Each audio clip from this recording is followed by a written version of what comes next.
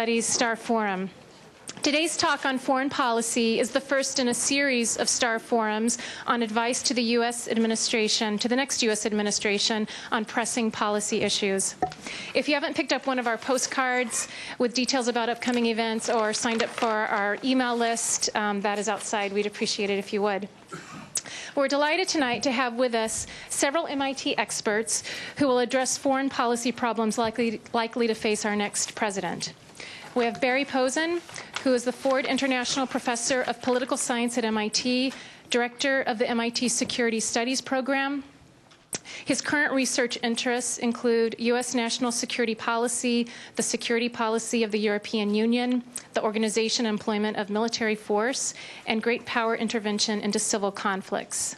Professor Posen is widely published and makes frequent media appearances. Most recently, he testified before Congress on a new grand strategy for the next U.S. administration. We also have with us Taylor Fravel, who is the Cecil and Ida Green Career Development Associate Professor of Political Science at MIT and is a member of the MIT Security Studies Program. He studies international relations with a focus on international security, China, and East Asia. His publications have appeared in International Security, Foreign Affairs, the China Quarterly, to name a few. He has a book coming out in October, Strong Borders, Secure Nation, Cooperation and Conflict in China's Territorial Disputes.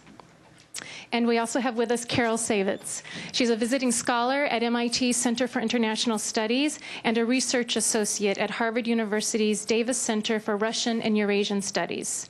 She is an expert on Soviet and now Russian foreign policy issues and is currently working on a book on Putin's foreign policy. I want to thank our panel for making time in their busy schedules to help promote public discourse on this important issue. Professor Posen will help guide the discussion, and after we've heard from each member of the panel, we'll open it up for Q&A. And I just wanted to point out, for the Q&A, please come down to the mics in an orderly fashion, just so we can capture this as we're videotaping this. Thank you so much.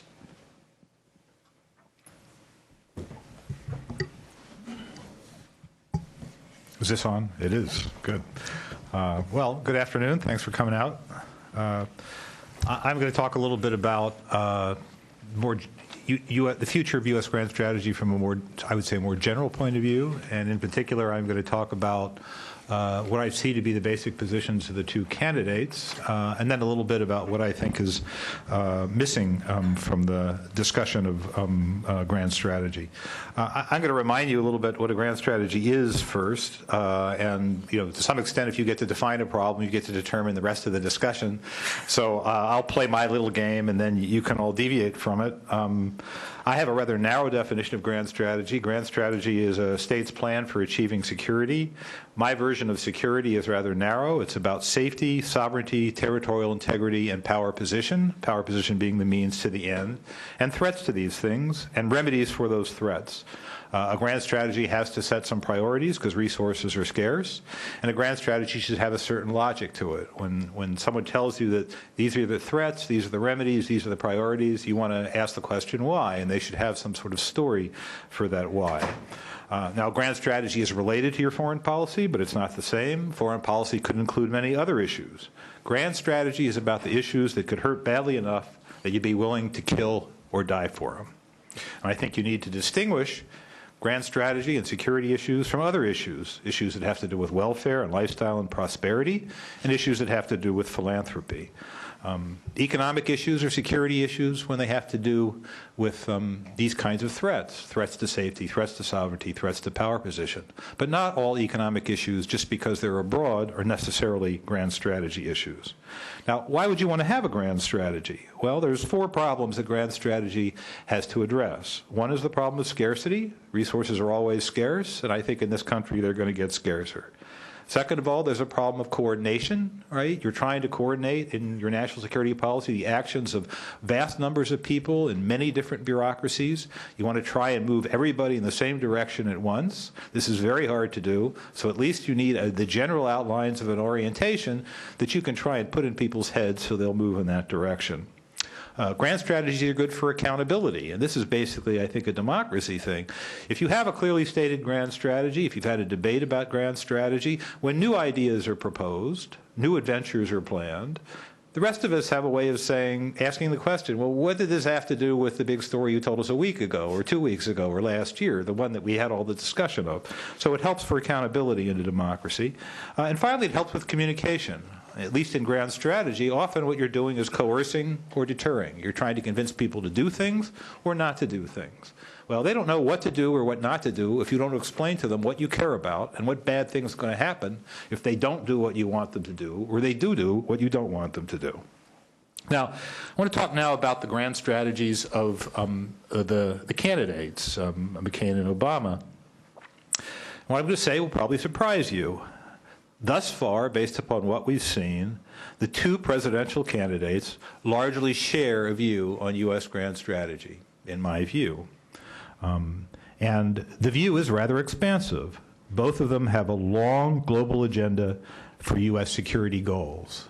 Now, I infer their grand strategy positions from their campaign literature and from their speeches, but we don't know for sure whether this is just rhetoric, and I don't have a good way to figure that out. The closest trick I think we can use is to try and look at some of their advisors, look at what their advisors have recommended in the past, the policies those advisors have been identified with in the past, and then you can make some crude guesses about what's going to be the actual likely orientation of these people when they're in power. Now, that said, there is a problem with the McCain campaign, because if you look at the lists of advisors that you find in stories about McCain's advisors, or you find it at the website, McCain's advisors are divided really into two camps, and a lot of journalistic ink has already been spent on trying to figure out which camp is going to rule in the McCain campaign. There's a camp that's closely associated with the neoconservative position that was strong in the first years of this Bush administration. And there's a camp that's associated with an old-fashioned small R realist position that was associated with the first President Bush. And there's not an easy way to figure out which one of these groups is really going to dominate, although I would say that the consensus, to the extent that there is one among editorial writers, among web bloggers, among the people who really care about these kinds of things, is the neoconservatives have the upper hand in the Obama campaign. I mean, in the McCain campaign. So what's the consensus between these two groups? Well, it's not entirely airy in general. There are some specifics here. Both agree that the struggle against terrorism needs to continue. There are some disagreements on sort of the breadth of the definition of who the terrorists are, but both agree that this has to continue. Obama wants to end the Iraq War on a relatively fast pace. Seems fast. It's almost 2 more years. McCain seems to have a more open-ended attitude. Both think that the war in Afghanistan must go on and that U.S. efforts in Afghanistan need to intensify. Both believe in the rescue and reconstruction of failed states, to include humanitarian military missions. On specifics, both have very activist and forward positions on Darfur and want to do things that really, they don't quite say the United States should somehow invade or send troops, but they recommend policies that could easily lead you to a place where the United States would be militarily involved in doing something in Darfur. Both camps are very interested in the containment of rogue states, to include North Korea and Iran. Both have a very general commitment to the spread of democracy. Both are very interested in the prevention of the proliferation of weapons of mass destruction, which takes you back to Iran and North Korea again. Both are interested in the retention and extension of Cold War alliances. In Europe, both are interested in keeping NATO alive, presumably to better contain Russia, if Russia should have some sort of resurgence, and as a tool of power for the United States. Both subscribe to a very watchful eye on Asia, in particular on China. Both are very interested in the security of the Persian Gulf, though both now talk about some set of schemes and initiatives that will reduce U.S. dependence or the world's dependence on Persian Gulf oil. So these are the political objectives. On means, there's at least some consensus. These missions are seen to require a military force that is in most respects quantitatively and qualitatively superior to almost any conceivable combination of other states. Now, it's a fact of life that the U.S. has the biggest economy in the world and far and away has the strongest military force. This is a nice place to be, but there are questions of just how militarily superior you need to be in the world. Just how much military power do you need? There's an assumption that military force will be regularly employed on missions of all kinds. You can see this in both camps' commitment to somehow retool the American military for the new challenges of the 21st century, which usually means peacekeeping and counterinsurgency and peace enforcement and stabilization and dealing with failed states. And both want to expand U.S. ground forces. Both have plans to add soldiers to the Army and Marines to the Marine Corps. It's unquestioned that these forces will regularly be stationed in large numbers across the globe, as they are now. Right? So big, forward, active American military there in both campaigns. Now, disagreements between the two campaigns are few and mainly tactical. Tactical does not mean trivial. When I say this, the disagreements are mainly tactical. Particularly it makes Obama supporters angry for some reason. They seem to be more offended by this statement than the McCain supporters are. But there are some differences about tactics, and they're not trivial. Many policy analysts associated with the Democratic Party believe that international institutions are useful instruments of U.S. foreign policy and should be nurtured. Many Republicans view international institutions as impediments. Republicans like institutions that look like conventional alliances where the U.S. is clearly the leader. So Republicans tend to really like NATO. That's not to say that Obama doesn't like NATO. He does. It's just that this is where the Republican comfort zone seems to be. Both camps have talked about building some sort of worldwide alliance of democracies, right? A special club of democracies to essentially solve the world's problems. McCain seems to have a vision of that club of democracies that's sort of like an expanded NATO. I'm not exactly sure what Obama's vision is or whether that vision is still very strong. Democrats, Senator Obama, is more inclined to, I think, give diplomacy a chance, and Republicans have less patience with diplomacy. If you listen to the way the two camps talk about Iran, Senator Obama wants a new full-court press of diplomacy to try and get the Iranians to get out of the nuclear enrichment business. The Republicans tend to ridicule this idea that there just isn't much left to talk about with Iran, and we should be looking for ways to, squeeze them.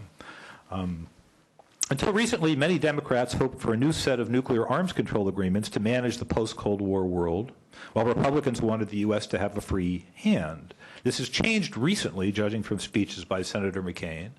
Many of you know that a year or two ago, the so-called Gang of Four of retired American foreign policy notables all came out and said, gee, we should really move towards a world of zero nuclear weapons. Both campaigns have blessed this idea, though if you read carefully into McCain's rhetoric, I think you'll see just a little more skepticism about the idea.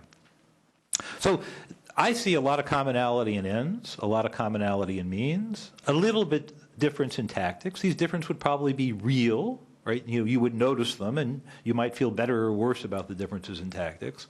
But what's striking to me is the very forward, very expansive orientation of the two parties' grand strategy. So what's missing here? I think what's missing in both campaigns is a deeper assessment of what has not gone so well in the last 15 years. Both overlook what I consider to be some key problems in U.S. post-Cold War grand strategy, or give facile answers to the problems. The first is what I've talked about earlier, is this business of scarcity. We tend to talk about national security policy as if there were no resource constraints. None at all. If we see a problem and can convince ourselves it's a problem, we will find the money. And in a very general sense, I think this is true, right? But we've sort of lost any sense of discipline that says, well, what bar does a national security problem have to pass to merit a serious and significant application of resources?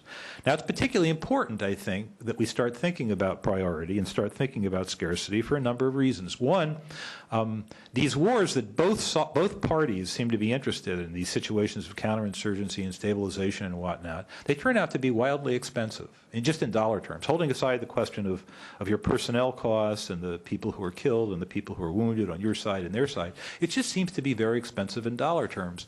The why of it is a little unclear, so this is not a settled matter. But in Iraq, I think in real dollars we've already spent what we spent in Vietnam. And we lost 10,000 aircraft in Vietnam. We've lost very few aircraft in Iraq. So where's the money going? What's costing the money? In Vietnam, we were faced by people who had a MasterCard bank account in Soviet arms factories. In Iraq, that's not true. There's no superpower behind these people. So lots of money gets spent on these things, right? And it seems like the problem is not as gargantuan as the Vietnam War problem was, but it seems to eat money like nobody's business. So these projects that both parties agree on seem to be rather expensive. Second of all, it appears that you can sort of do one thing or you can do another. The American military is very good, very competent, but 5 years, 6 years after we got into the peacekeeping and stabilization business, increasingly this is our specialization, right? And whether the military has the ability to do other things as well as maybe they could have done them in the past, or as well as we would like to do them, or even as well as they would like to do them, right, is unclear, right? It's unclear. There's some cost inside. And then finally, there's the way we've been financing and paying for these exercises. We've been borrowing the money. Not really raising them through taxes, and it's added to the deficit. And now we have a new set of economic problems that are added to the deficit. So the deficits are going to be very large. And there's a question of whether borrowing this much money is really good for your basic power position in the world, right? Now, I'm not an economist, and I don't, like the old joke, I don't try and play one on TV. I've just been uneasy, uneasy about the way these wars are funded, uneasy about the accretion of deficits, right, and uneasy about where this is going to take us, particularly given that everybody who studies the American economy knows that there are some other demands on spending that are coming at us. And at some point, if your national debt is high enough, you do begin, according to economists, to crowd out investments, and your growth rate begins to suffer, which means that your power position begins to suffer. Now, on this question, one thing I will say is among commentators and among politicians, in quiet, on the quiet, not in private, in public, but quietly, there is an increasing awareness that all is not well here at home. In other words, among people who study national security policy, who are concerned about national security policy, increasingly, without pressing them, you'll hear them say, I'm not really sure that my issue is the most important issue. This is a very unusual position for, say, the likes of Tom Friedman or Richard Holbrooke, right, or the House Armed Services Committee, to whom I testified in the summer. Increasingly, I hear echoes that of an understanding that there may be a need for trade-offs, and we're not really seeing that in the debate yet. In other words, everybody understands now that we have serious economic problems, but we haven't really joined the issue of whether or not we need to make trade-offs between solving problems at home and slaying dragons abroad. Second problem with our activism, I think, is the problem of balancing. This makes us a magnet for opposition. Americans think they're the good guys. They think we've come to do good, right? And often we are. But we are very big, very strong, very tough customers. And when we're in other people's neighborhoods doing good, they don't necessarily feel that way about it, right? And we've caused some of them to begin to sort of get their backs up vis-a-vis the United States. Now, some people will argue, and you'll hear from the panelists, that this would have happened anyway. But I think it's at least an open question of whether we've pressed the Russians too hard, and whether we may come to a time where we're pressing the Chinese too hard. There's also a question of, do we even have the power to do these things anymore? A third problem is nationalism, right? When we go abroad into these places to engage in peace enforcement or stabilization or counterinsurgency or whatever we're going to call it, the locals are not always happy to greet us, right? I mean, other peoples tend to be jealous of their sovereignty, tend to be jealous of their right to determine their own affairs, even if things aren't going so well in their little slices of heaven. Right? Americans often bump into the problem of nationalism. And this pressing forward, being out there solving problems, allows other political actors, people who want to, they need and want explanations for why they have problems, say, well, maybe it's those guys' fault. Doesn't mean it's right that it's our fault. But it provides fodder for nationalist entrepreneurs to use this activism. Then the final problem is a problem that you probably heard a lot about in the last few days. If you paid any attention to the business news. It's the problem of moral hazard, right? Moral hazard is when you give others so much insurance that they behave recklessly, as in Fannie Mae and Freddie Mac, right? The government sort of implied that they would back their notes and bonds, so they lent recklessly. right? Well, there may be an analogy here in international politics. If you look at America's allies, for example, if you look at the Europeans, if you look at the Japanese, you compare their military and security efforts to ours, they spend a lot less on defense.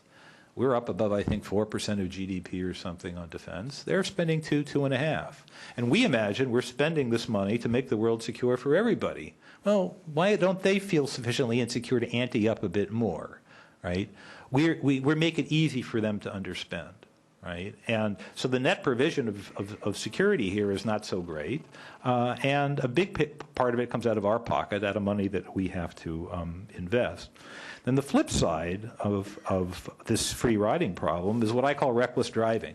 Some of our allies just feel too comfortable in our embrace, and they behave boldly because they feel comfortable.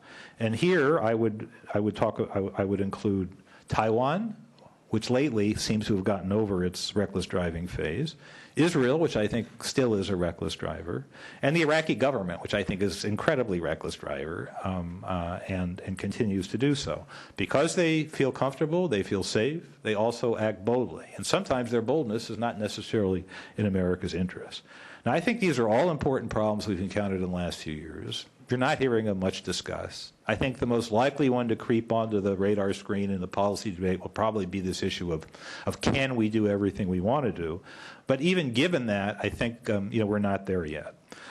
So I think this is an extremely important election. It's not clear to me that these foreign policy issues really can and will be debated in a particularly sophisticated way in this election. But my instincts are that the U.S. is going to need to make some big choices soon. Choices within its security policy about what to do and what not to do, and choices between security efforts abroad and domestic goals at home. As I said, the debate hasn't been joined. I'm not naive about American politics. These arguments are traps for the candidates because they're complex arguments and they invite simplistic counters from the oppositions. But for whoever wins the election, I think these are going to be some very important questions. Who wants to go first? You want me to go first? Okay. Old business, new business. Well, I don't know if it's old business. If I had given this talk in May, I would have probably argued that nobody was paying any attention to Russia. Obviously, events over the summer have changed our view considerably about what role our policy towards Russia should play, both in the discourse leading up to the election and in terms of crafting a policy. The little bit we heard before the events of August was John McCain saying that Russia should be thrown out of the G8. But that was about the beginning and the end of the discussion. I'm going to take a completely different tack from Barry's and be very specific about what I think is driving Russian foreign policy, what I think we should do about Georgia, and then what we should do about general U.S.-Russian or West-East, what we used to call East-West relations. It seems to me, first of all, that in order to craft a serious policy towards Russia, and one that's not just a knee-jerk reaction to the events of August 2008, requires a thorough understanding of what is motivating Russia.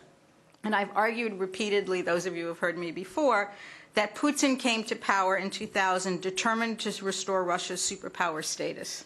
On some levels, he understood that economic reform was needed, that military reform was needed, but his particular concern was somehow that they're not treating us, they being the United States, Western Europe, they're not treating us the way we deserve to be treated, that Russia wasn't being accorded the prestige that he and others thought that Moscow deserve. So Russian foreign policy today, now under this tandem of Putin and Medvedev, and we can certainly talk about which one's really running the show. I don't think there's any question about it, but which one's running the show. Today, Russia's responding to both perceived and real humiliations and is seeking to change the rules of the game. And from their perspective, they're rules of the game that were set when Russia was much weaker coming out of the collapse of the Soviet Union. As a Russian friend of mine say, Putin wanted to play in the old boys club, and that's what it was all about. Quite obviously, much of Russia's recent bravado has been bolstered by high oil prices, and it would be kind of interesting to imagine what might have happened if oil was $100 a barrel instead of $10 a barrel in the 1990s when Boris Yeltsin was the president of Russia. Russia's position today is clearly based on the price of oil and the increase in oil revenues, but it means at some level that Russia is no longer beholden to the IMF and the other lending institutions as it was in the 1990s. They see that as one of the humiliations that they've endured. And Russia also obviously understands, and this is a topic for a different meeting, but we can discuss it in the Q&A, that its vast oil and natural gas reserves are major levers of power, especially at this time of scarcity. So there were two basic questions as I see it. Let me take one step back. It seems to me that Russia is what I keep calling a superpower wannabe. It's really not a superpower, although it would like to be accorded the prestige of a superpower. Its economy is really a house of cards, as we've seen over the last couple of days, even before the turmoil in international markets. Corruption is the rule of the day. There's been no military reform. So what kinds of policies would a state that wants to be a superpower but really isn't going to pursue? And then the question, of course, is what should our policies be as we meet or greet this resurgent Russia? So let me just very briefly give you a little bit of history that goes to the heart of the issue as I see it. Russia, as I said, felt that it had been pushed around during the 1990s and that decisions had been made, most particularly NATO expansion and the Kosovo War, that were detrimental to its long-term interests. And then came 9/11. And there's a story that was told in Moscow, and I've heard it from several different people, so I have to presume that there's some truth to it, that on September 12, 2001, Putin met with 25 of his nearest and dearest foreign policy advisors and said, well, what should we do? A few of them said, well, you have to help the United States. A few of them said, we should support the Taliban. Most of them said, stay out of it. But Putin went ahead and was helpful to, Russia went ahead and was helpful to the United States in that initial sort of post-9/11 world by intelligence sharing, allowing overflights, sort of acquiescing when Uzbekistan offered us the base, et cetera. But what happened in return? And here I guess my politics will come out. I do fault the Bush administration. In return, within months of doing this, over the opposition of most of his advisors, the Bush administration abrogated the ABM treaty, pushed for the next round of NATO expansion, and within a year and a half, 2 years, we prosecuted the war in Iraq, which Russia also opposed. But the biggest turning points, I think, from Moscow's perspectives were the so-called Rose Revolution in Georgia at the end of 2003, and then the Orange Revolution in Ukraine in 2004. Now, both were indeed indigenous revolutions at base, but in both cases, the now leaderships, then opposition forces, were supported by Western and American NGOs, democracy-promoting NGOs. So Russia saw this as us encroaching on their territory in their sphere of influence, and they were afraid of that and also afraid of the people power that the revolutions represented. Now, I think it's important to note that I don't think that the Kremlin wants to restore the Soviet Union. I don't think that's what this is about. Although Putin did lament the collapse of the Soviet Union as the single largest catastrophe of the 20th century. I think the consensus in Moscow is that Russia has to restore its sphere of influence on the territory of the former Tsarist and Soviet empires. That is, that Russia needs to be a regional hegemon so that people will sit up and take notice and will count them as among, being a member of the great powers of the world. Now, one of the subtexts here is obviously energy. Russia wants to say in, if not the control of the energy exports of the other post-Soviet states. It's actively trying to buy up as much Central Asian energy as possible. And I think you need to understand that, therefore, if that's their goal, our push for pipelines that do not go through Russia, our push for export routes that are non-Russian, is seen again as infringing on this sway that they should have over the post-Soviet space. Now, let me spend a couple of minutes talking about the Georgian war of this past summer. There is enough blame to go around to fill multiple volumes easily. The United States has been high-handed in listening to Russia's complaints. It has belittled, if not discounted, Russian objections to NATO expansion to include Georgia and Ukraine. And according to Western reports, the Bush administration's support for Georgia was a trade-off for the Georgian troops who are deployed in Iraq. Russia, going back to the Yeltsin era, has been looking for ways to destabilize Georgia. Russia has always supported the two breakaway enclaves within Georgia. They hated Shevardnadze. They hated Saakashvili even more. these territories, particularly South Ossetia, have been surviving basically on gun running, smuggling, trafficking in arms, women, cigarettes, you name it, that's what they've been doing, and the Russian military has a stake in all these businesses. Russia was looking to provoke Georgia, and unfortunately Saakashvili was hot-headed enough, and here's where I'm going to blame the Georgians now, he took the bait. He actually admitted in late August that he didn't think that Russia would risk its ties to the West and respond militarily to his attempt to take back South Ossetia militarily. It's mind-boggling when you think about it. But the question is, so now what do we do about it? If we had been talking before August 7, 8, I would have argued that the best solution would be some kind of a wide-ranging autonomy agreement that would keep the two provinces within Georgia nominally anyhow, but would allow them freedom of dealings with Russia, etc. But today we have a very different situation. And what I would argue for today is, in effect, a subdivision of each of those territories.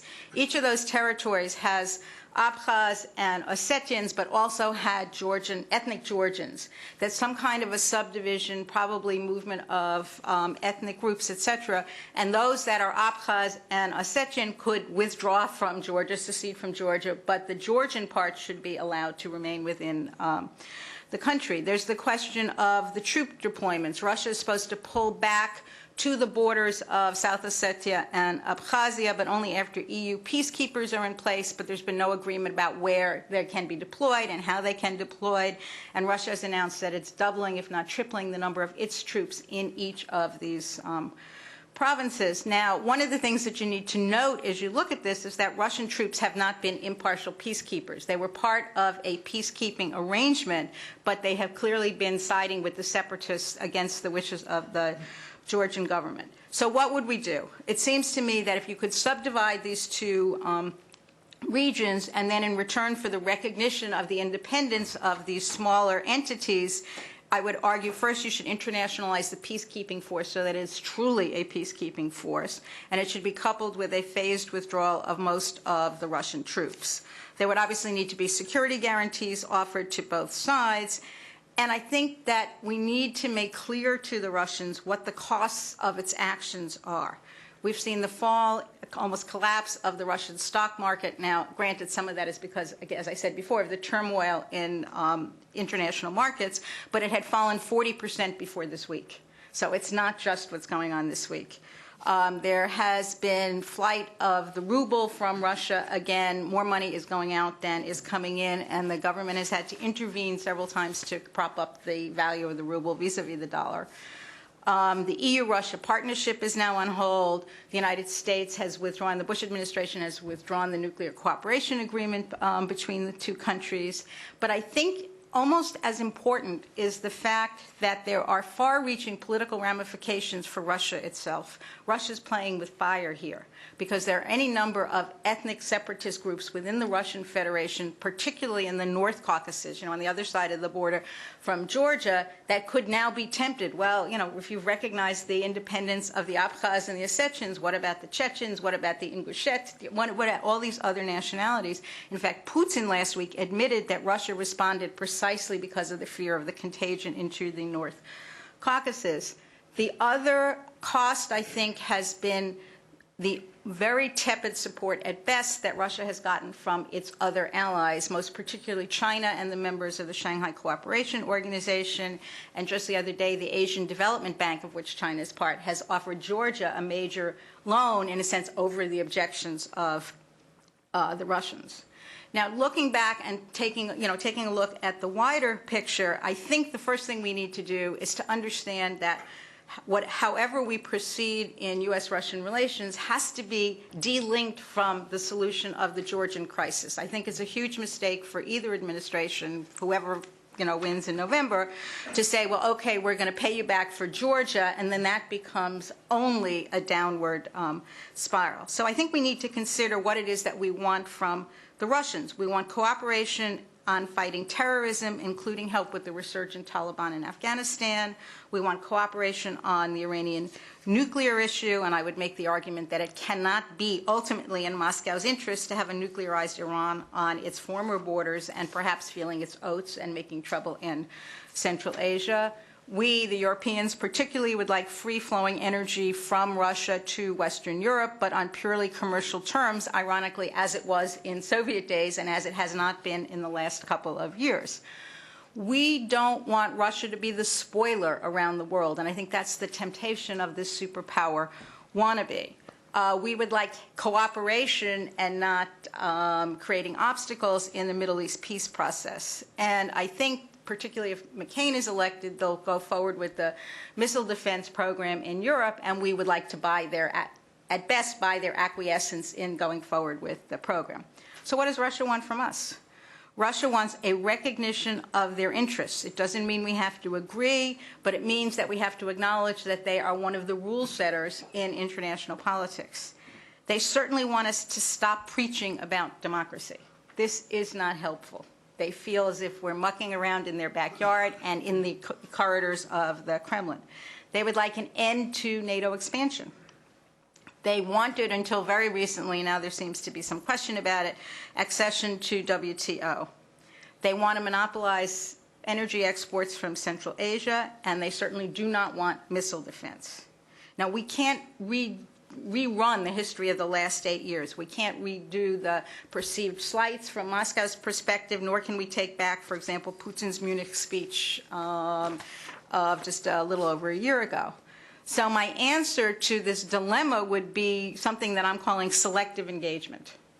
The first issue, I think, is the tone of our discourse with the Russians. We need better and regularized consultations. And, you know, we know that Condi Rice and Sergei Lavrov have gotten into shouting contests, and they had another one today, apparently, or at least Rice's speech was received that way in Moscow. I think as a corollary, and I guess this is directed to the Obama people, or maybe to the McCain people, that we need to demonstrate that we're willing to abandon this unilateralism. We don't care if you're with us, we're just going to go do our own thing. And that's part of the tone of the discourse with the Russians. Second, I think we should not throw Russia out of all the international institutions of which it is currently a part. I think we need to keep them in and maybe rein them in much more tightly. Henry Kissinger tried to do this in the 70s with the Soviet Union, and I still think it's the way to go today, to just let them understand they have a stake in the international system, which means keeping them in the G8, getting them into the WTO. Ironically, when it comes to the World Trade Organization, there's some domestic opposition in Russia because it means transparency, and the oligarchs' businesses are not necessarily transparent, so this may actually help us ultimately, as well as help the more liberal forces within the Kremlin. The EU-Russia Partnership Agreement, which is now on hold, should ultimately be implemented, negotiated, implemented, et cetera. It's good for both of them. The NATO-Russia Council, which is sort of dead in the water at the moment, should also at least be kept on the books. Maybe this is naive on my part, but it seems to me that at least it's another body in which there can be conversation. Missile defense, personally, I always thought it was a joke. I mean, I don't understand why we have irritated the Russians with a program that may or may not work. To begin with, now that the Czechs and the Poles have signed on to it, I'm not sure we can cancel it, but it seems to me that we need to make sure that the Russians have access to the sites, can inspect, are part of the, whatever deployment of troops there are around there, so that they can feel that, yes, it's part of it, and it's not directed against them. We need, in general, to continue to work with Russia on all those interests where there's all those issues where there's a community of interests. I mean, both Medvedev and Putin, even after Georgia, have said that they want to cooperate, particularly on anti-terrorism. Let me add one more thing about missile defense that I forgot to mention. We got to stop this sort of tit-for-tat escalation. The business of there now being strategic bombers in Venezuela at the moment just seems ridiculous to me. I mean, it's a way we need to pull back from that edge because it sounds like Cuba, it sounds, through till the end of the Soviet Union, it's ridiculous. On Iran, I think there is room for negotiation between us and the Russians and room for cooperation. Russia's really pursued a sort of dualistic policy. It's clear it does not want a nuclear Iran, and has also tried to cajole Tehran into complying with the international strictures at the same time as it's tried to protect Iran from a heavy sanctions regime. And the Iranians have been brilliant in tempting them with the lure of contracts for more reactors. Something that I think is worth watching is that the Saudis have recently basically said to the Russians, we'll buy arms from you, we'll buy nuclear reactors from you, let us replace Iran in your trade calculations, et cetera, because they too are concerned about an Iranian nuclear potential. And I actually think that with enough incentives, Barry was talking about how much this all costs, but with enough incentives, we might be able to convince Moscow to abandon the Iranian nuclear program, because there are serious differences, and again, we can talk about this, between Iran and Russia on any number of other issues. One final note. There's been some writing in the Russian press, and some observers have noted that there's a major power struggle going on now within the Kremlin. And as it was described by a Russian analyst, it's between the thieves who have holding in the West and the thieves all of whose money is in Russia. The latter were in favor of the war and the recognition of the independence of Ossetia and Abkhazia. The former want to mitigate the damage to their interests abroad, particularly their ability to park money in Western Europe, et cetera. And if anything, I think our policy down the road should at least be conducive to those who are favoring some engagement with the West, because that's a stepping stone to a different kind of policy. And I'll stop there. Great. Well, I'll turn the map to Asia, and I want to talk about three questions, sort of where we are currently in the region from sort of the U.S. Perspective, what the candidates are saying about the region, and then what sort of the future challenges are. I'm not going to talk too much about what I think the candidates ought to do. I think that these follow pretty closely from how I'm going to outline the challenges, and I'll try to do this quickly so that we can open up the floor for discussion. I think, looking back over the last 8 years, one can say that there's a mixed but overall positive legacy in Asia. The administration has managed to simultaneously improve ties both with Japan and with China. Now, it was expected that the administration would improve ties with Japan. It was actually unexpected that they would do so with China. I think it has more to do with circumstance and with strategy, but nevertheless, the outcome is a positive one. But looking beyond Japan and China, looking to the rest of Asia, both East Asia and even South Asia, there's a sense in the region that it's sort of being neglected and overlooked, and that it is not sort of receiving support from the United States on the issues that matter most to it. These would include poverty reduction, economic development, transnational threats such as climate change, and so forth. And just as an illustration of the sense of neglect that many in Asia feel, I would point to the summer of 2007, when Secretary of State Condoleezza Rice chose not to attend the annual meeting of the ASEAN Regional Forum, in which Secretaries of State or foreign ministers from the member countries typically attend. And then just a month later, Bush decided not to attend the 30th anniversary of the founding of ASEAN, which is sort of one of the most important institutions in the region. Now, these were largely symbolic visits, but nevertheless, they sort of represent the level of attention that the U.S. Accords the region, and I would characterize that as sporadic and largely issue-driven. I think there's a great sense in Asia, or among elites in Asia, that they would like a strategy from the United States, perhaps even if that strategy didn't necessarily feature Asia prominently, but at least sort of some consistency out of the United States would be welcome. This matters, though, because I think Asia is an incredibly important region for the United States, both for security issues as well as for prosperity. Two of the largest four economies are in Asia, China and Japan. Asia has the highest domestic savings rate, which I think took on renewed importance this week. Currently, countries in Asia have roughly $4 trillion in foreign currency reserves. $4 trillion in foreign currency reserves. Maybe they could pay off Freddie and Fannie. They could pay off a lot of, they could subsidize a lot of financial institutions in the United States. And indeed, today, there were rumors that the China Investment Corporation was going to buy a 49% stake in Morgan Stanley. So it's not entirely a remote possibility. There's growing economic integration in the region. Countries in the region currently, or trade within the region accounts for 55% of the country's trade overall. There are four great powers, so this is an area where great powers intersect and overlap, in addition to the offshore presence of the United States, and there are four countries with nuclear weapons. So if I were to, overall, there's sort of a gap, I would say, between kind of the importance of the region for the U.S. In the long term and the level of attention that the region has received, although noting some very important areas of progress with China and with Japan. What are the candidates saying about Asia? In reality, not a whole heck of a lot. Much of the foreign policy discussion is dominated by specific issues, especially Iraq and to a lesser degree Afghanistan. But what they do say is surprisingly similar.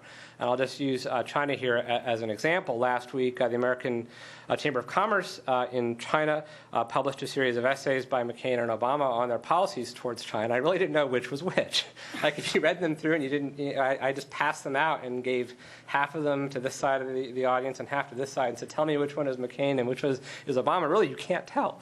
Now, some of this may be because they're sort of speaking to a Chinese audience, given where they were published. Nevertheless, there aren't great differences rhetorically at the moment with what the candidates are saying. But this also means that they share something in common that's missing, namely a recognition of sort of the importance of Asia to America's long-term future. Let me blow through quickly 5 challenges that I believe the next president will face, whether it's McCain or Obama. But I sort of say this still sort of having an out-of-body experience watching what happened to the financial markets this week. I mean, it's hard to talk about sort of the U.S. presence in Asia and how we're going to do all these things, or some other part of the world, or our grand strategy when overnight lending basically stopped earlier this week. And the overnight interest rate was almost as much as many people's mortgages. I mean, to me, this is scary stuff, and I think I don't even know sort of where my thinking is at, but I think it's sort of an overarching challenge that we need to get our own house in order if we want to do even a more limited set of activities abroad. The first challenge is North Korea. This is not surprising to those of you who pay attention to the region, but is an incredibly important one for several reasons. Not just the proliferation of nuclear weapons, but most importantly for the proliferation of nuclear weapons. There have been a series of negotiations and agreements, especially in 2005 and 2007, but the government in North Korea is anything but predictable. In August, it declared that it was going to sort of step back from some of the steps towards disablement that it had taken, and took out some equipment from its nuclear reactor that it had previously disabled, suggesting it might put them back together, thus perhaps scuttling the February 2007 agreement that was reached. And then there were reports just a few weeks ago that the North Korean leader had a stroke and may have died. Right? So we may have a succession crisis amid the nuclear crisis, and that, to me, is one that could happen any time between now and January 20th, but certainly even after January 20th. Events in North Korea could explode in ways that are unexpected. The one suggestion that I would make with respect to policy is that I think it's important for whoever is elected, McCain or Obama, to basically continue with the roadmap that was set by Christopher Hill and the Bush administration. Because if the U.S. suddenly comes to North Korea with a new set of demands, then we're going to have another 8 years of probably equally torturous negotiations when I think there's a pretty good deal on the table, which will lead to the denuclearization of North Korea. Secondly, Taiwan. If we were giving this talk or having this talk a year ago, or if the election had been a year ago, this would have been an issue that I think would be more pressing. Currently, with the election of Ma Ying-jeou in March of this year, there's a new stability across the Taiwan Straits, and the main challenge for the next president, I think, is to continue to maintain the stability across the Taiwan Strait. As Barry mentioned, reckless driving, or the potential for reckless driving, has dramatically decreased because now China and Taiwan are actually talking to each other. It's not clear where these talks will go, but I believe in this case talking is much better than the alternatives. But because Taiwan is the one issue in East Asia that could lead to a major shooting war between China and the United States, it's one in which, again, the candidates or whoever is elected cannot sort of deviate dramatically from past practices. Thus, it's very important for the next president to almost immediately upon taking office, when Asia policy is discussed, to reiterate the One China policy and the importance of the Taiwan Relations Act. Because once that sort of framework is settled, then all negotiations can proceed. If there's uncertainty about how the candidates might approach the Taiwan issue, that could lead to unintended consequences. The third challenge is climate change. Some of my students might find this to be surprising because normally I mostly just talk about security challenges. But I actually think there's almost a moral imperative now for China and the United States to get together and hammer out some kind of grand bargain on climate change. The United States and China together account for over 40% of carbon dioxide emissions. over 40% of carbon dioxide emissions, just 2 countries. And now there's this sort of posturing that goes on where the U.S. points to China and says, look, China, you're contributing more to global warming than any other country today. You better get your act together. And China says to the United States, well, on a per capita basis, you contribute more to global warming than any other country, so you better get your act together. If China and the United States can find a way to reduce carbon emissions, I think it will not only pay enormous dividends for the planet, but I think it will also pay enormous dividends for both sort of the status and standing of the United States and China. It's certainly an issue that countries in Asia care a great deal about, and one in which I think the U.S. could potentially make some important contributions. The fourth challenge is namely how to sort of engage the region. I kind of outlined, yes, Asia is very important. You've got great powers. You've got nuclear weapon states. You've got sort of economic dynamism. You've got high savings rates and all these reserves. But how to engage the region? And going back to what was mentioned earlier, there's a sense that the U.S. only likes to be involved in organizations where it's taking the lead. And a lot of the institutionalization that has occurred in Asia doesn't include the United States. This would include the Association of Southeast Asian Nations, or ASEAN, that I mentioned earlier, and all the subsidiary sort of mechanisms, including the East Asian Summit, that flow from ASEAN. And I think the U.S. needs to, the next president in particular, needs to seriously reconsider the merits of not participating in the East Asian Summit. And I think it would behoove the United States to sign the ASEAN Treaty of Amity and Cooperation, because it would be a gesture, it would sort of send a gesture of enormous goodwill to the countries in Asia and sort of allow it on the cheap, if you will, to improve its position. And why is engaging these multilateral institutions so important? It's precisely because the current approach to the U.S. has to East Asia is a bilateral one. It's anchored mostly on our military alliances, which go back to the early 1950s, especially our alliance with Japan, but also with South Korea and to a lesser extent Australia. But these don't really sort of capture the full sort of arena of action in East Asia, nor do they necessarily allow the U.S. to engage a large number of countries simultaneously. Participation in the East Asian Summit, however symbolic it may be at the beginning, I think is an important place to start. And I think if it doesn't happen, the region will be quite disappointed, and the U.S. might find it harder to get cooperation bilaterally on a series of other issues. The last challenge is coping and accommodating China's rise.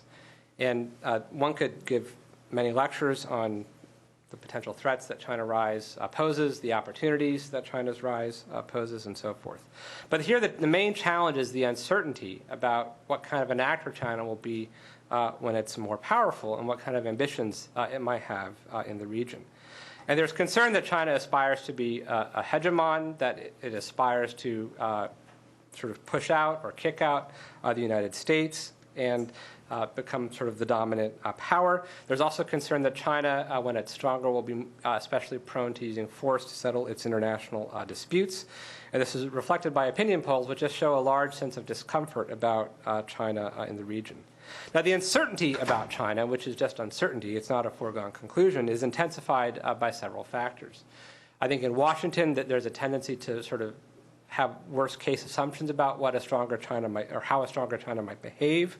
And this is compounded by the fact that China's not a democracy, and there are sort of deep cultural differences between sort of the West and China in particular. And this also, I think, just reinforces the tendency to adopt worst-case assumptions.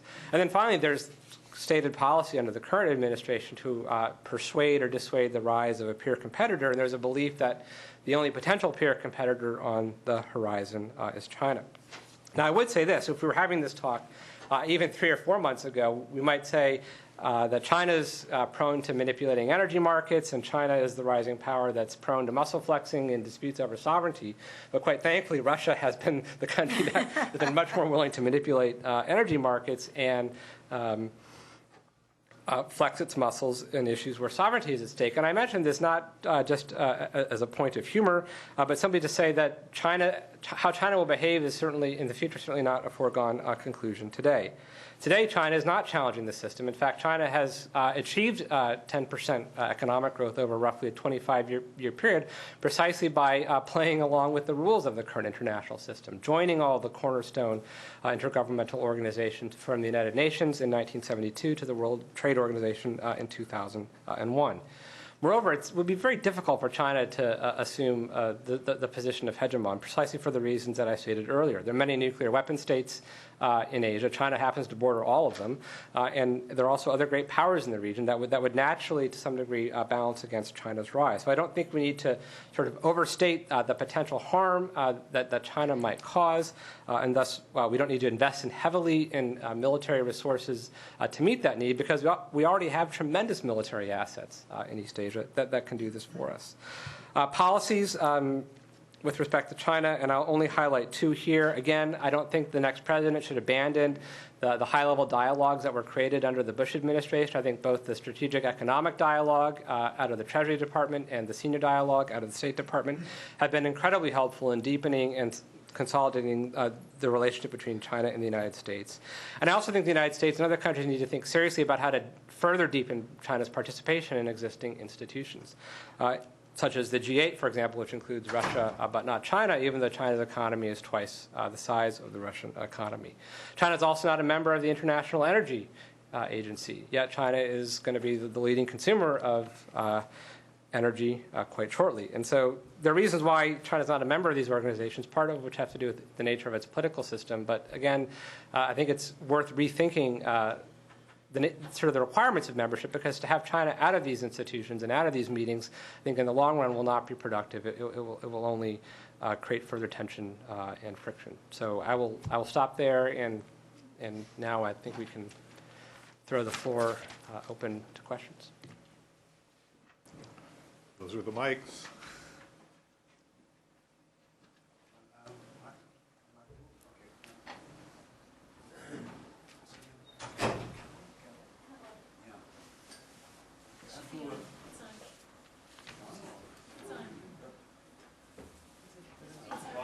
An engineer from MIT cannot do that. My name is Mohammed Chikawi. I'm the president of the MIT Club of Germany. Carol, thank you for your analysis. I think it's very, very wise. I've read other analysis in German newspapers and more emotional, and you mentioned that a little bit. But in your analysis, you did not talk about Europe, and actually they are more concerned with Russia than the United States, especially in the energy problems. And as you know, even in Europe, Europe is divided as to which stand they would take towards Russia. Even within the German government, the Chancellor and the Foreign Minister, they are divided. And he's the one who actually calmed the things down. And if you look at Sarkozy, he was not really sure. I mean, the agreement which he made, it was more dictated by the Russian than he accepted that. That's one point. And you mentioned that Saakashvili didn't think that Russia would react. Mm-hmm. Maybe that's right, but I think he felt just what Barry said. Our allies feel comfortable, and they think the United States and Western Europe will help them. And that's why he started all this mess. So thank you. Okay. Well, our charge was to talk about the upcoming U.S. election and U.S. policy, which is why I did not talk about the Europeans. But clearly the Europeans are heavily dependent on Russian oil and natural gas, and are very much afraid that if I take too hard a stand on Russia vis-a-vis Georgia, that their energy resources could be diminished. And there are divisions both within the EU. There are differences between the EU and NATO. In fact, there was an article on one of the Russian papers today talking about the Cold War between NATO and the EU, because they've taken different approaches as organizations to the Georgian crisis. But I think that's a subject for a different time. I really do. We can talk about it later. Thanks. Hi, Mahalia Miller. I was wondering what you felt about Russia, how they should engage, how the U.S. should engage with Russia, particularly with like nuclear cooperation and proliferation. Just some thoughts. There are cooperation agreements on the book. Throughout the 1990s, the United States pursued cooperation in terms of security for the fissile material from the nuclear weapons that the Soviet Union had. What was tabled as a result of the Georgian crisis was a different kind of agreement that had to do with reprocessing spent fuel that would have been financially lucrative for the Russians. The loose nukes issue has not gone away, and I think that that's a very real issue, and it's one of the dangers of the breakdown of communication, I think, between the United States and Russia. Russia is ambivalent, I think, about this. On the one hand, they're building the Bushehr reactor. They announced that it's going to come online in January, February of 2009. On the other hand, they clearly do not want Iran, for example, to acquire nuclear weapons, but as I said in my talk, they've been playing sort of both sides of the issue. So I think on the one hand, they at least talk a good game about concerns about proliferation. On the other hand, corruption and other kinds of issues at home are making proliferation, I think, more possible. And what do you think should be done from the U.S.? I think the first thing should be to try to work with the Russians to secure the nuclear materials within Russia itself. I think, evidence of smuggling or some rogue captain someplace deciding he's going to sell something to somebody whom we would not like to have this stuff, I think those are real issues. Beyond that, as I said, I think we need to convince them of the dangers, for example, of a nuclearized Iran and or proliferation elsewhere, certainly in Asia, your department, not mine, and in other places. We should also imagine that the Russians themselves can conceivably put themselves in our position and imagine which interests matter to us more and which interests matter to us less, right? And so I think the Russians came to a perfectly reasonable conclusion that in the end Georgia wouldn't matter as much to us as some of these other issues, and that we didn't have much stake in Ossetia and Abkhazia, which I don't believe we do. Right now, the problem is that we're in a political season. And there's a lot of posturing, right? So, both campaigns, President Bush, some European leaders, the Secretary General of NATO, they're all taking this forward position that says this cannot stand. But where is the capacity to force the Russians to give it up? So the question is, why take such forward positions if you don't have the capacity to force the Russians to give it up? Indeed, if you need the Russians for other things that are higher up on your list of priorities, and you strip away all the various conversations about this interest and that interest, if you talk to people in this business, left, right, and center, the deep secret fear is that fissional material ends up in the wrong hands, and either a bad state or a bad group makes or steals a nuclear weapon and manages to get it to the wrong place. And my colleague Steve Van Evera, with whom I often disagree about grand strategy, has more or less written a whole alternative grand strategy, not just for us, but to deal with our relations with others, that is essentially about this one problem. As far as he's concerned, there is no other major security problem in international politics. And I'm not I don't fully agree with him on that question, but I think when you scratch a lot of people, this is a great concern. Russia has a lot to do with this in several different ways. And this other issue simply isn't as important, right? And in the end, we're not going to do that much. And Ossetia and Abkhazia will probably either be Russian or independent. In the fullness of time, we will simply stop talking about it. That's my best guess. Let me just add one thing. There was also some discussion both in the Western press and certainly in the Russian press that before the war, that the trade-off was Georgia for Iran. That if we acquiesced in knocking over Saakashvili's government and having a more compliant Georgia, then that they would then cooperate with us on the Iranian nuclear issue. How much in all these discussions about U.S. foreign policy, how much of it is our reliance on foreign energy sources an issue? And how much leverage do we lose by being so reliant on foreign energy sources? And I think the second half of that question is, how much do we need to mitigate that reliance to decrease other people's leverage on our policy? Well, you're on one of my hobby horses. But despite the fact that it's a hobby horse, I don't have a clear answer for you, right? There is a big problem here is the simple outflow of wealth from our country in the West to these oil-producing countries, many, if not all of whom, have problematical domestic policies or problematical foreign policies. So that's point one. Point two is not just our dependence on Persian Gulf oil, which because of the way we buy isn't so great, but because oil is a global market, in some sense everybody is, and we are too, seems to motivate a great deal of American security activity. Right? It's while you'll never find a document that says we must stay in this place because of oil. We must conquer this country. We must defend this country simply because of oil and only because of oil. It's quite difficult to believe that the U.S. government's policy would be so concerned about the area of the Persian Gulf if it wasn't for the oil. It's not like, our trains go through there, our shipping routes go through there, or we like the food, or the climate is great. I mean, if you strip it all away, what's the interest? The interest is that so much of the tradable oil in the world and so many of the proven reserves are there in that part of the world, and we're concerned about what happens to them.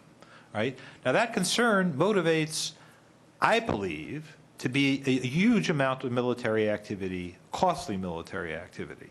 While no one ever said we should go into Iraq because of the oil, right? When you listen to people talk about reasons why somehow it would be dangerous to precipitately leave Iraq, they talk about a chain of dominoes that lead to war in the region and then obstruction of the flow of oil. So sooner or later, it intrudes. So you ask, well, what are you spending? Well, you spend what you spend in Iraq, and that has something to do with it. It has to do with many other things, but it has something to do with it. But the more important thing is the stream. Since the Cold War ended, essentially, if you read American strategic documents that rationalize how we're spending our money, these are unclassified documents, right? Something like half of America's conventional effort, non-nuclear military effort, which is most of our military effort, has been rationalized on the basis of contingencies in the Persian Gulf, right? So if you look at our defense budget today, I always get the figures wrong because they're so large and they've got so large so fast. Maybe it's 400 or 500 billion now. Do you remember the exact figure? 450 billion? 500 this yeah, year. 500. Without the Iraq War. Without the Iraq War, $500 billion a year. If we just divide the money four ways, Army, Navy, Air Force, and other, right, and say half the Army and half the Air Force are really tied up with the Persian Gulf, you could make an argument that a quarter of the spending is easily Persian Gulf oriented. I think the number is a little bit higher. And this is a stream. It's not a stock. Every year, year in, year out, right? Well, this is an implicit subsidy or an implicit insurance policy or something. There's probably economists in the room who would know better how to think about it formally than I would, but it's an awful lot of money, right? And it involves us in an awful lot of politics in that part of the world, right? And it seems to me that you could make an argument that, maybe if you weaned yourself off this a little bit, not just us, but the rest of the world, you could look at this area with more equanimity. You could commit less military power to it. You could spend less money on it. You'd be less out there, and therefore you would take some piece of the story away from the al-Qaeda narrative.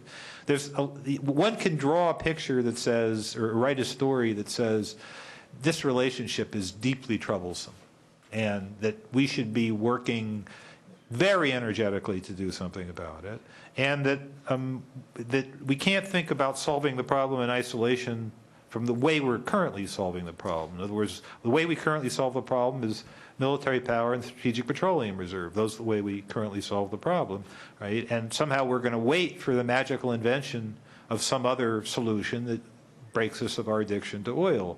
But one could ask the question, aren't we subsidizing a low price for this oil? Doesn't this make competitive sources appear less viable because we're not capturing the true costs of a barrel of oil in the marketplace, right? So it could be that it's not just as the question of saying, let's have a big R&D project to get off oil. A lot of this has to do with price, and a lot of it has to do with what we already do, at least in my working hypothesis, to essentially screw up the free market in energy, right? And essentially make oil cheaper than it probably should be. There probably should be a lot more risk priced into a barrel of oil every single day, right? And we conceivably, one could argue, take some of that risk price out of it and paid it for the privilege of doing it. So, you know, there's a question in my mind about how closely these two things are related to each other, and whether or not it's not just a question of let's have this magical R&D project. It may be a question of let's start backing out of the Gulf now as we have this magical R&D project. Thank you for your talks. I wanted to go back to the NATO-Russia cooperation, and you addressed it already partly and responded some of it, but I'd like to go back to the 2+4 talks, 90, when Jim Baker was very much engaged and Father Bush was traveling, and I have just been reading Dennis Ross' book, where he talks in his chapter on German unification on this whole process. And where at some point, in order to satisfy Gorbachev and not get him into deep water with the Communist Party and the Soviet Supreme, there was in these talks of the 2+4, the two Germanys, Soviet Union, France, USA, and UK, the 4-point plan proposed. And one of the points was the existing borders, that NATO should not go beyond the existing borders. And we have come where we are now. But my question to you is, do you know of any particular document beyond this 4+4-point plan in the context of the 2+4 talks, where this commitment by Jim Baker, basically, to Gorbachev was made, NATO stays until the Polish border? I don't know of any other documents, but it's been a bone of contention between first the Soviet Union and the West, and now Russia and the West, over what was actually promised in the course of those negotiations. It was also the issue about where the troops could be deployed even as Germany was reunified. It strikes me that, you know, you picked the first round of enlargement included a certain number of states. The second round of enlargement got closer to the Soviet border, Russian, you know, the old Soviet border, the Russian border included the Baltic states.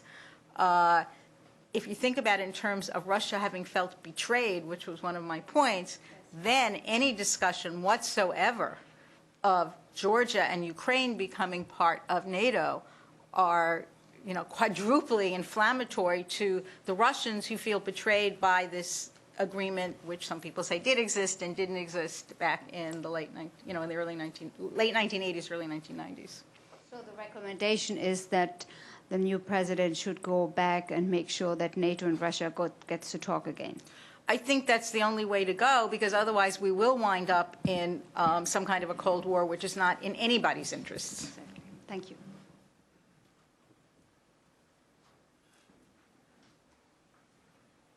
Thank you very much for your talks. All three of you, I think, have pretty much said that you think there's not much difference between Obama and McCain in their general foreign policy. Maybe I'm putting words in your mouth, but I'm wondering about what seems to have been a fairly radical departure on the part of the Bush administration, the famous Bush Doctrine, and whether there's much difference between Obama and McCain in terms of how they address that issue, whether they would continue it or not. This is yours, Barry. Go for it. Go for it. Well, you don't see. Well, first of all, the Bush Doctrine itself is. There's a question of preemptive war and preventive war, and they kludge the two ideas together. Preemptive war or preemptive attacks are striking when you're pretty sure someone's getting ready to strike you. Preventive war, wars when you decide, well, someday in the future they could decide to strike me. They would be stronger then than they are now, so war now is better than war later. The Bush administration, originally the Bush Doctrine, sort of subscribed to both ideas, right? And this is a very ambitious kind of policy, right? Now, since this is a kind of a white-hot term, you're not going to find either of the two sort of talking about things in quite this way. I've been reading their materials, and I don't remember seeing the word preemption and prevention used, but Senator Obama at one point said that, gee, he'd be happy to attack al-Qaeda targets in Pakistan, whether the Pakistanis liked it or not, right? Well, this is not inconsistent with the Bush doctrine. It sounds quite like it. Though the Obama campaign wants and Senator Obama wants a full court diplomatic press to try and convince the Iranians to get out of the enrichment business. The words are very clearly there in black and white in their statements. We believe that military power has to remain on the table. Well, what does that mean? Military power remains on the table. It means that if you take it literally, that if we don't get satisfaction from the Iranians in terms of their enrichment program, we'll think about attacking it, striking it. Well, this is not inconsistent with the original Bush doctrine. This is essentially a preventive war way of thinking. I think in some sense, I'm not carrying any water here for the Bush administration, but at least in terms of public discourse, 9/11 made Bush doctrine, people out of them all. It's just a question of when and under what conditions, right? But the basic principle that you'll strike first if you think you face an imminent attack, and that under some circumstances, war now might be better than war later, and it's just too dangerous to wait. These ideas are out there. Tony Lake has said very ominous things about an Iranian nuclear weapons program. This is a guy who was well known as a foreign policy liberal. He was an advisor in the Clinton administration. Is very close to Obama and the Obama campaign. He talks about the possibility of Iran armed with nuclear weapons in the most dire terms, as if it were something that you could not conceivably manage, live with, contain, whatever. So when you hear a principal advisor of quite liberal inclinations in international politics, a person who really does believe in diplomacy and cooperation and everything else, talk about this problem in this one way, and you see the black and white language that military action remains on the table, I think it's reasonable to assume that the probability is not zero, right, at least not zero, far from zero, that in the event the Iranians don't succumb to the charm offensive, that they will find themselves in the gun sights of a different kind of offensive, right? That's what we want them to believe, clearly for purposes of the negotiation. But I don't believe that if the negotiation fails, that we will then backtrack. So I'm not particularly, in my darker moments, my view is that we're going to have a fight with the Iranians. I mean, it doesn't matter who's elected president. In my darker moments, that's what I think. Now, I'm not 100% sure of that, right? I mean, there's cooler heads could prevail, but there's enough language out there, there's enough emotion out there, there's enough strategic interest out there that I think it can happen in either case. And, President Bush from retirement in his ranch will say, I told you so. All right. I'm Arthur Peterson from the Netherlands, currently visiting scholar at the Center for International Studies. And I have a question about your assessment of foreign affairs analysts and the Iranian nuclear issue. I have been involved in discussions with U.S. Former ambassadors and current Iranian ambassadors on the nuclear file in Iran. And I always make this distinction between nuclear energy and nuclear weapons, and I always hear only nuclear Iran in discussions here. Is there analysis? Are there let's say, people pleading for a possibility of a nuclear energy Iran and let's say the Russian supply of uranium? It's an energy-related thing, and it's not, let's say, a nuclear weapons-related action.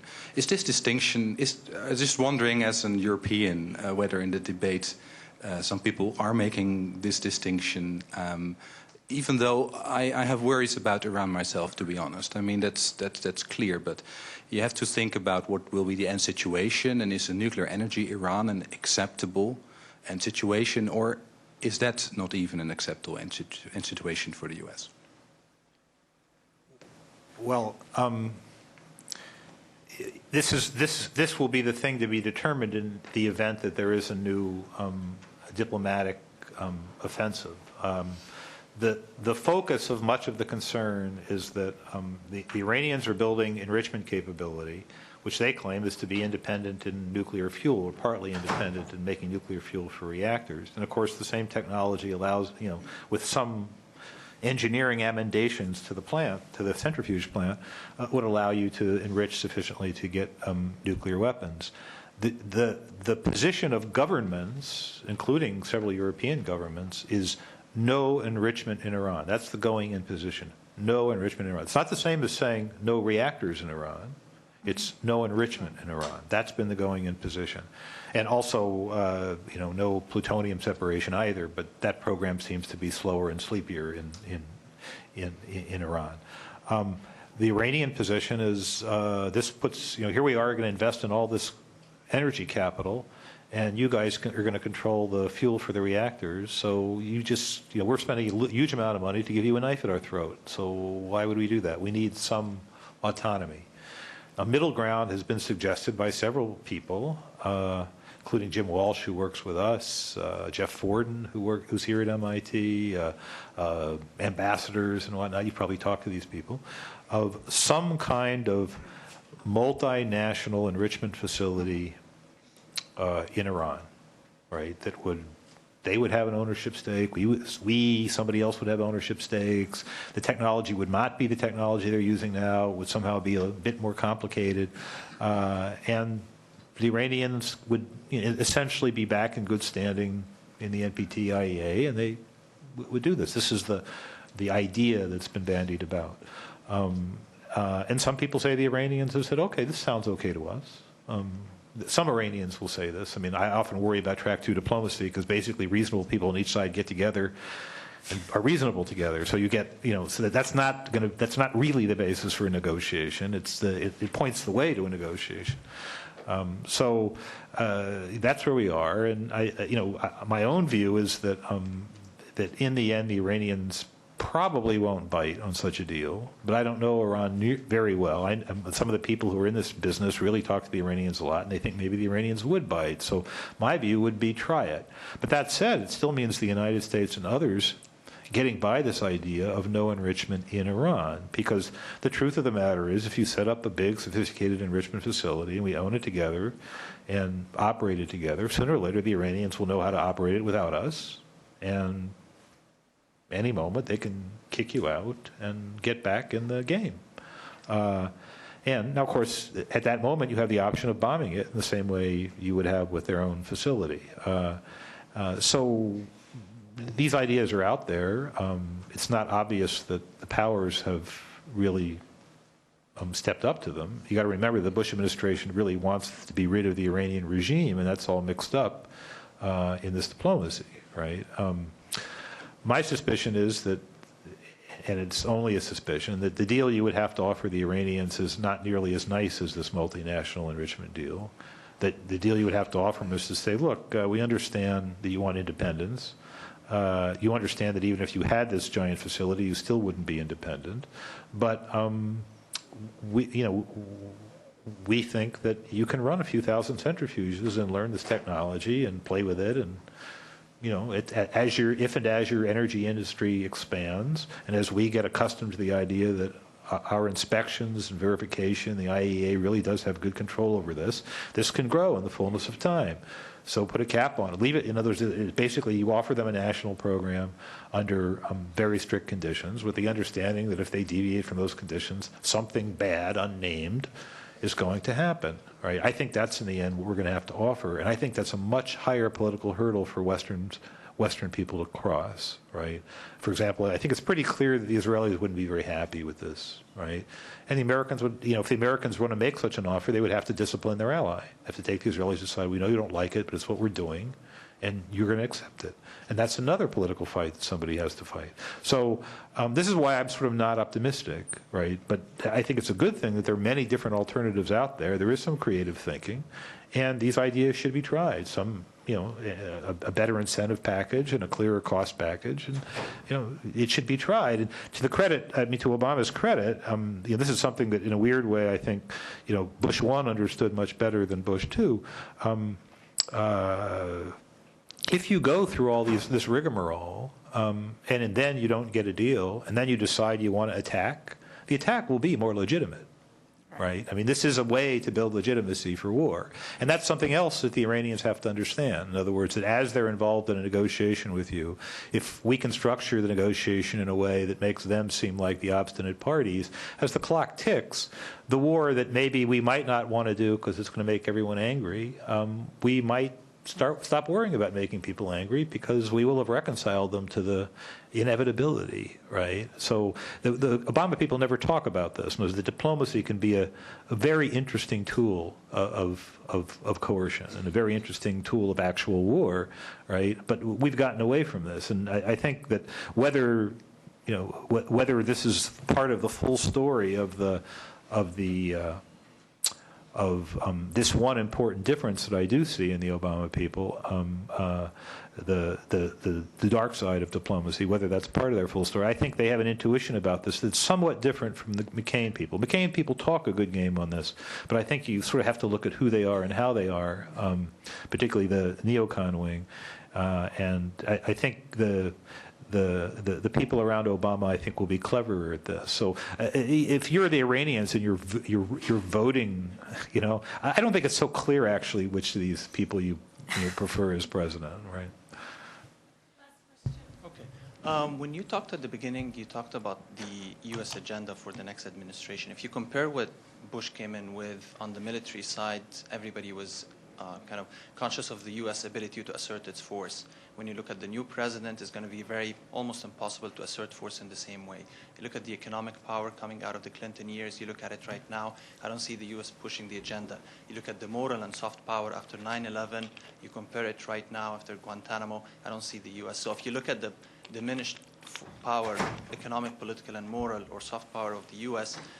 For the new president, I was curious to hear your impression on how that new president, when they walk into the White House and they kind of discover the emperor doesn't have clothes, what would the priorities be? Where would the area, they cannot push their agenda against Iran, Russia, Latin America, Venezuela, China, Taiwan. Where would the priorities be, and where are the areas where they're going to actually kind of take the back door and kind of drop the ball on them?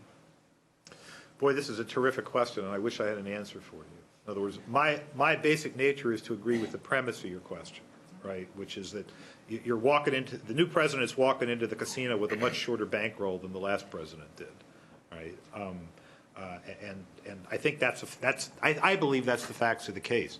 I don't detect on the part of McCain or a big chunk of his advisors even an understanding that the bankroll is shorter. I just don't detect it, right? And I can and this is why, when I sort of think about if you think of the situation as requiring, say, a renewal of American power. When I talk about my grand strategy, which my colleagues, friends from other places, I won't implicate these colleagues, but other colleagues, and we call restraint. We call it restraint and renewal. That the U.S. needs to do less abroad and renew its power at home, right? I don't think the McCain people understand this one whit, right? I do think that the Obama people are getting a sense of it, but it's very painful and difficult to confront it during the campaign. Because if you confront it during the campaign and you float these trial balloons, right, the McCain people are going to be all over you, sort of saying, we once spent 10% of GDP on defense. How can you say we can't afford to do anything and everything we want? How can you say the American economy isn't salvageable? How can you say, right? So in their heart of hearts, the Obama people may know this. I'm guessing that many of them do. I mean, I don't advise just for the record, I'm not associated with either campaign. I'm an equal opportunity political offender. And so I don't want to get anyone into trouble for being associated with me, right? But I know a lot of I know more people on the Democrat side than I do on the Republican side. There's a lot of smart guys there. There's a lot of and women. There's a lot of motivation. There's a lot of things they want to do, right? And I think it will be very hard and painful for them to confront the choices that they're going to have to confront. The other Dr. Rice, the one who advises Senator Obama, Susan Rice, has written things that are very, very forward on Darfur. Samantha Power, who was advising the campaign and is still apparently a very good friend of Obama's, very forward position on Darfur. Right?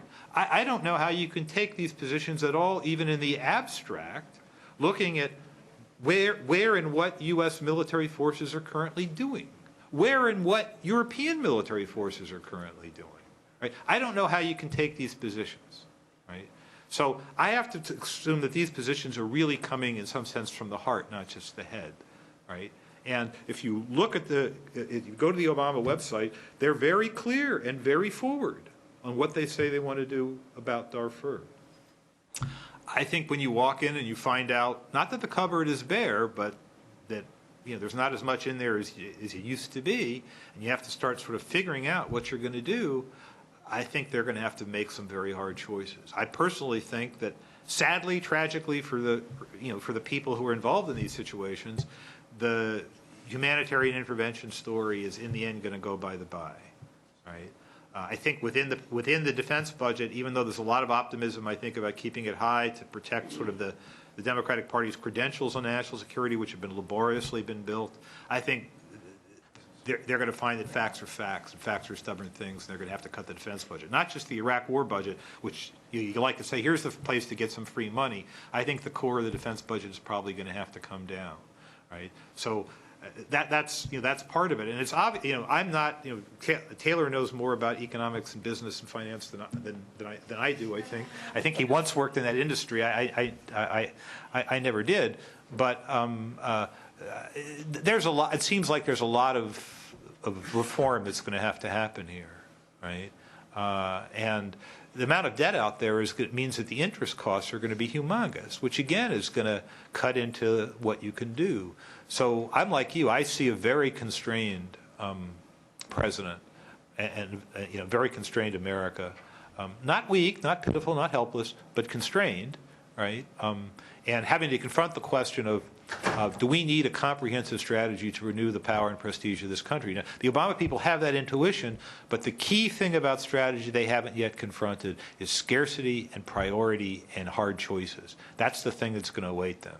Right? And as the McCain camp, unless the moderates, the Bush 1 guys, end up getting McCain's ear, I'm fearful that these guys will run on essentially the Bush orientation and run on it for some time longer. And the old joke about if you're in a deep hole and you can't get out, at least stop digging. I don't think that the digging will necessarily stop in good time.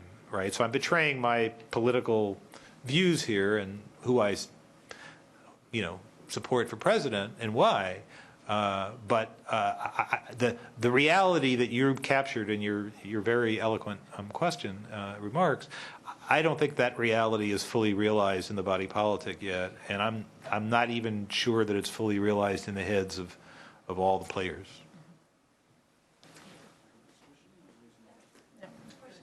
This is the last question. Okay. Thank you for coming.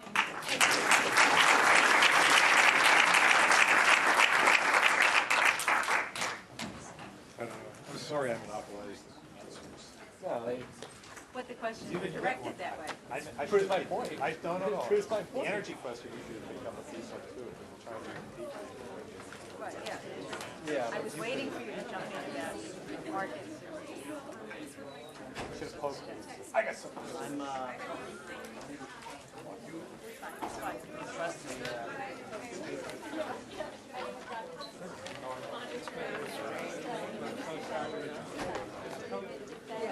interested.